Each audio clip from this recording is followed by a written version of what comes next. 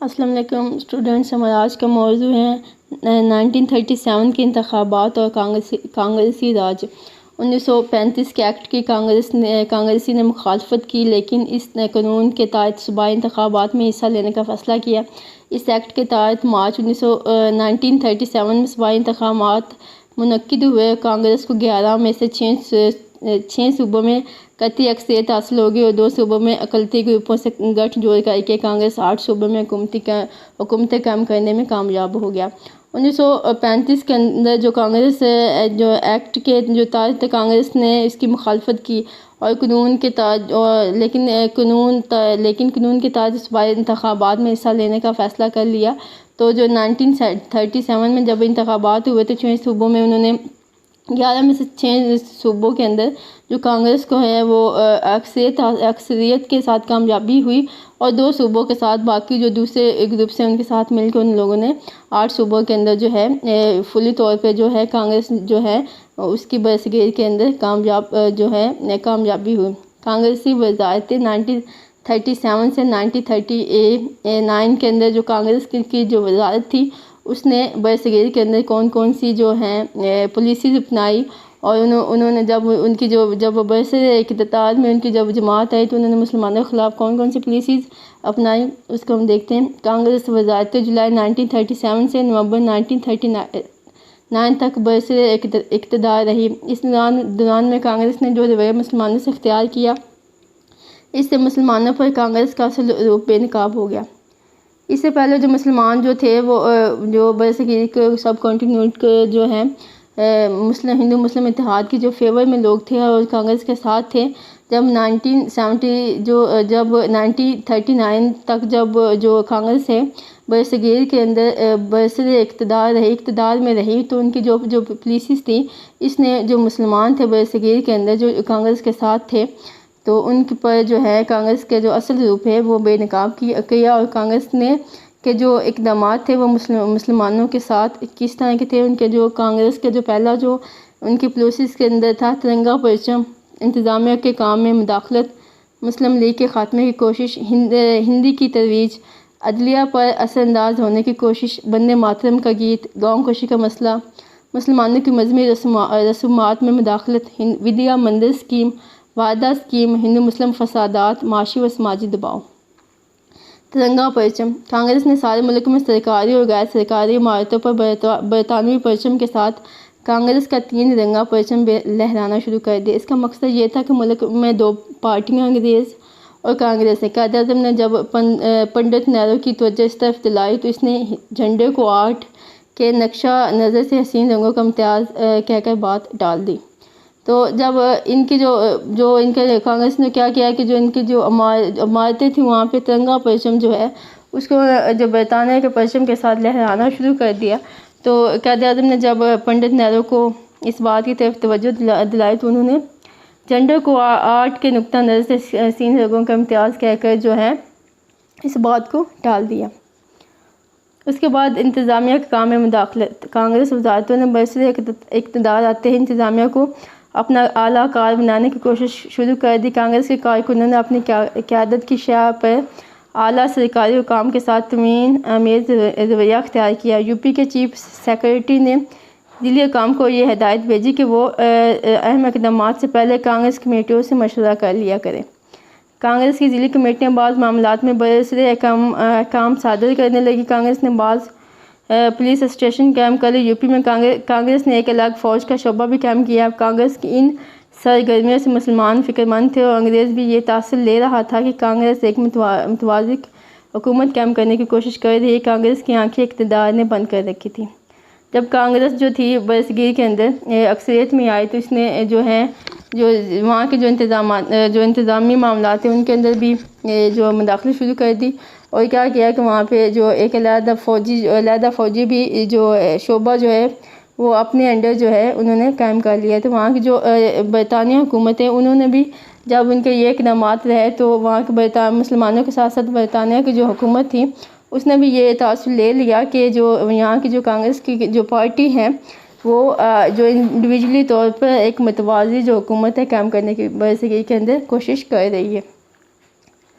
मुस्लिम league के ख़ात्मे की कोशिशें। मुस्लिम अक़लियत के सूबों में मजलिस क़ानून साज़ के मुस्लिम लीग के ख़ात्मे की कोशिशें। मुस्लिम अक़लियत के सूबों में मजलिस क़ानून साज़ के मुस्लिम अरकान का ताल्लुक़ मुस्लिम लीग से था। तवक्को थी कि कांग्रेस वज़ारत बनाते वक़्त इन सूबों में मुस्लिम लीग के अरकान को वज़ारत में शामिल करेगी। कांग्रेस ने उन्हें मुस्लिम लीग से अलग होने और इनफरादी तौर पर वज़ारत में शामिल होने की दावत दी। इससे मुस्लिम लीग का वजूद ख़त्म करना मतलूब था।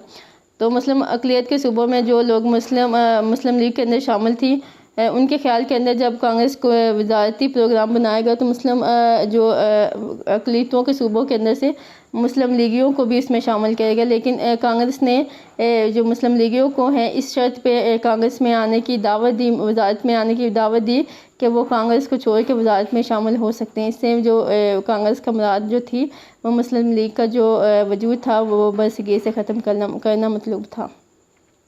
हिंदी की तरवीज। उर्दू को ख़त्म करने के लिए 1867 में हिंदू ने एक तहरीक चलाई जो वो कामयाब ना हो सकी। अब उन्होंने मुश्तरका कौमी ज़बान हिंदुस्तानी का ढोंग चाया, जिसमें उन्होंने जो है ख़ास तौर पे हिंदुस्तान के अंदर हिंदी ज़बान को ही तमाम हिंदुस्तान के अंदर जो है 1867 के अंदर जो है तमाम जो लिटरेचर उसके अंदर भी हिंदी की तरवीज को इसी को ही हिंदुस्तान की जो है हिंदुस्तान की जो है कौमी ज़बान देने की जो है पॉलिसी उसको चलाया।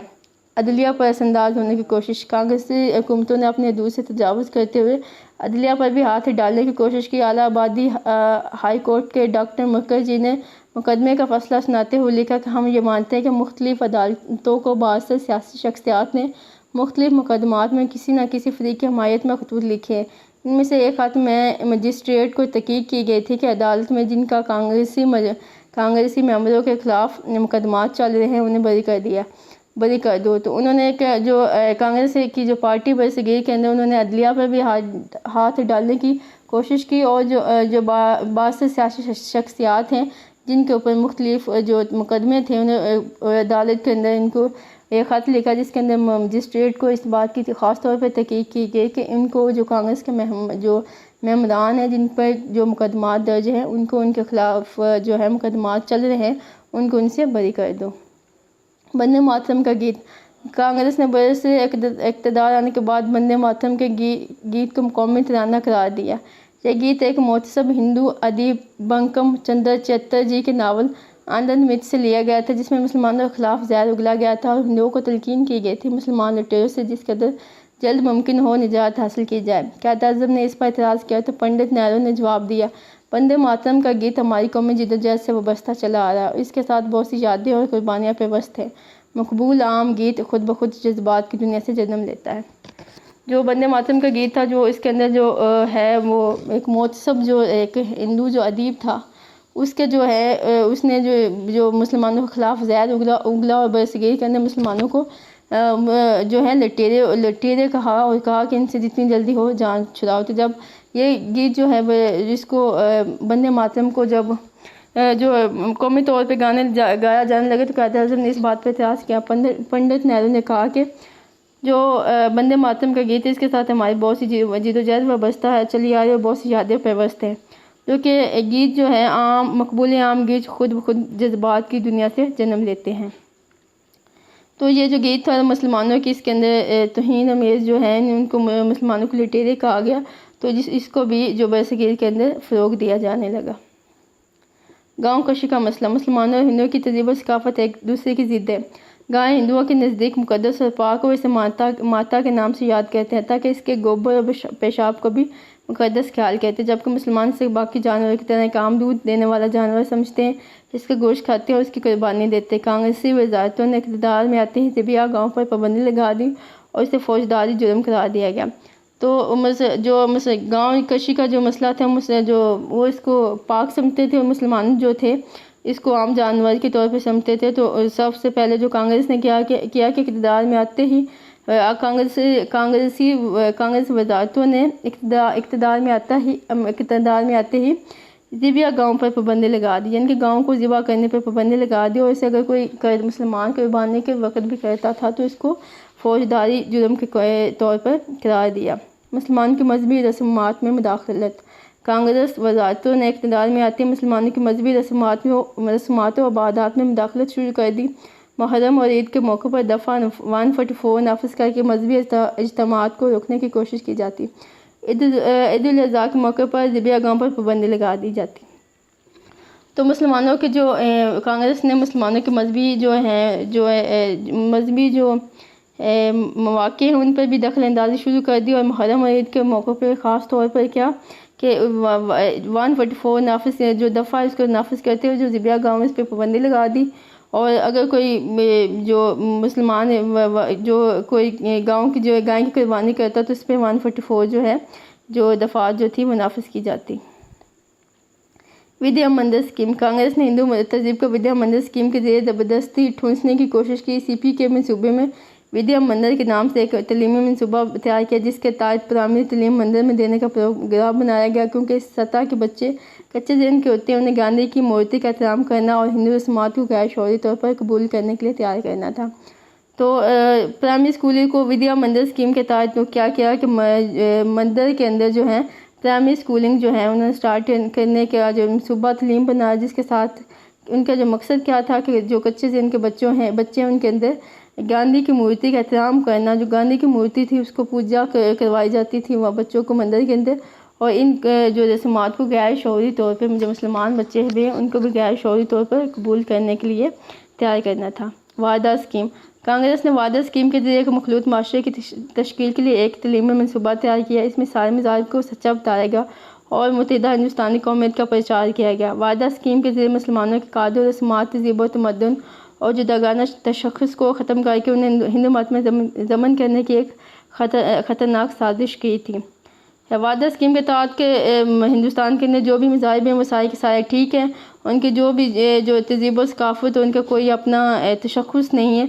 इसका जो मीन के उनके जो भी रस्मात तहज़ीब व तमद्दुन है उनका अपना कोई शख्स है जो अलहदा से उनकी कोई इंडिविजुअलिटी नहीं है, वो सारे सच्चे हैं जो भी हैं, लेकिन किसी की कोई अपनी इंडिविजुअल जो है तशख़्ख़ुस नहीं।